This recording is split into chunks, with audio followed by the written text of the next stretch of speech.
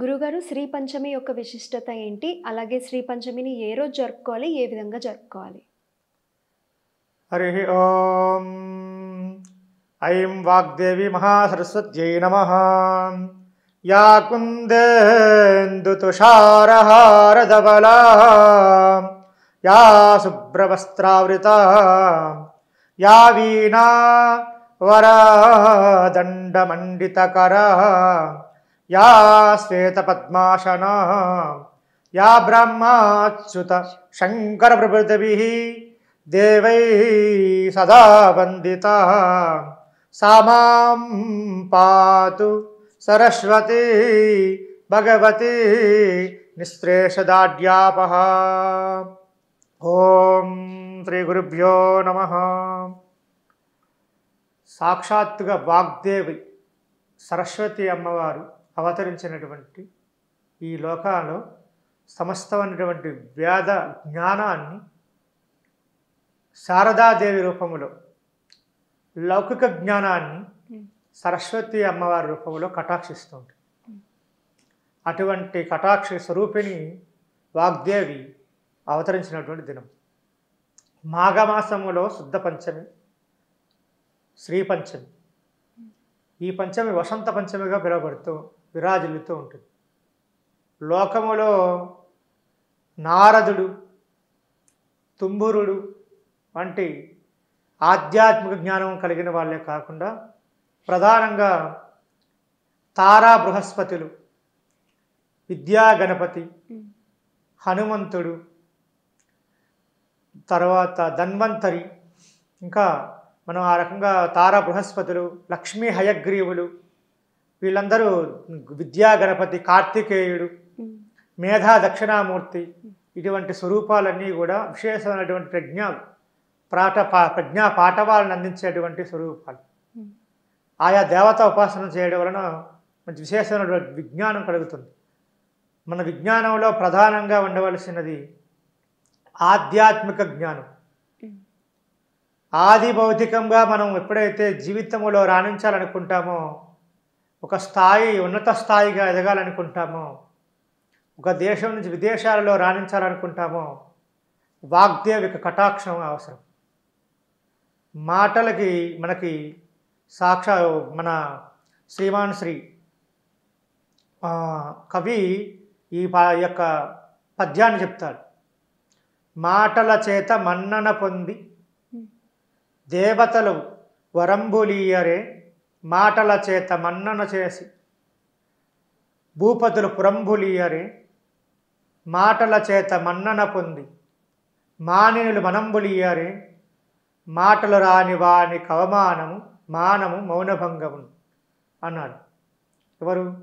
పుష్ప విలాపం రాసినటువంటి కవి శ్రీమాన్. ఆ యొక్క మాటలు మనం ఎలా అయితే వాగ్దేవి యొక్క కటాక్షములను ధారాళంగా వస్తూ ఉంటుందో, ఆ యొక్క వాగ్దేవత మనకు అనుగ్రహించినప్పుడు స్ఫురణానాన్ పుమాన్ రూప నీలనీర సన్నివ అన్నాడు.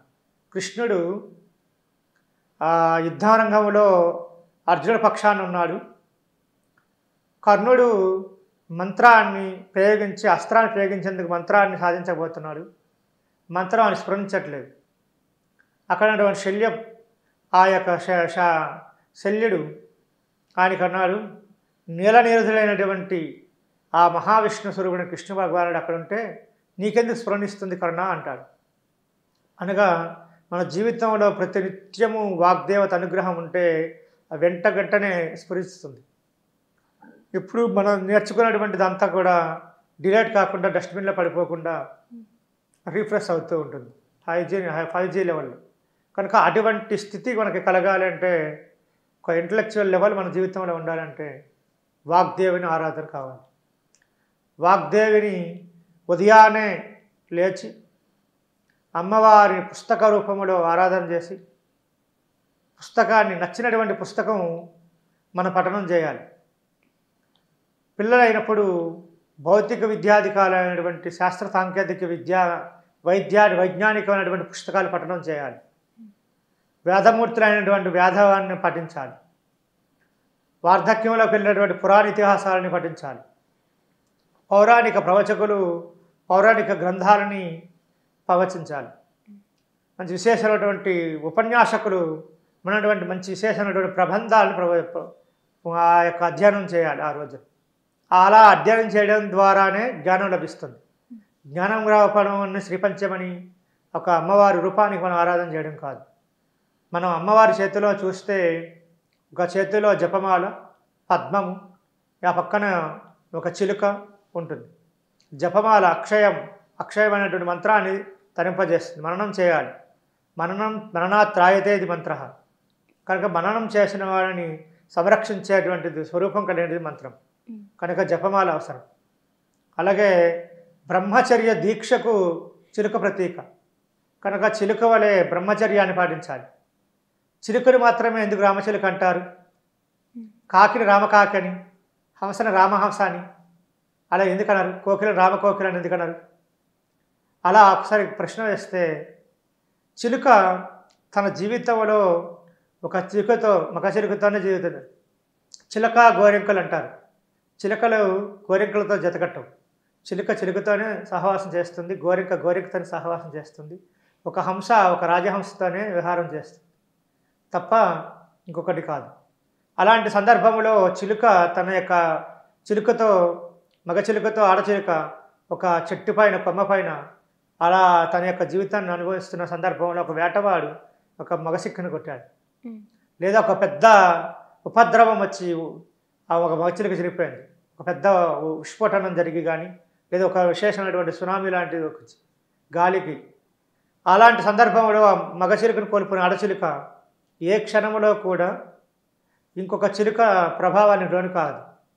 అనేకమైనటువంటి చిలుకలు తనని ఆకర్షించడం కోసం అనేక రకాల మార్గాలను ప్రయోగిస్తూ ఉంటాయి.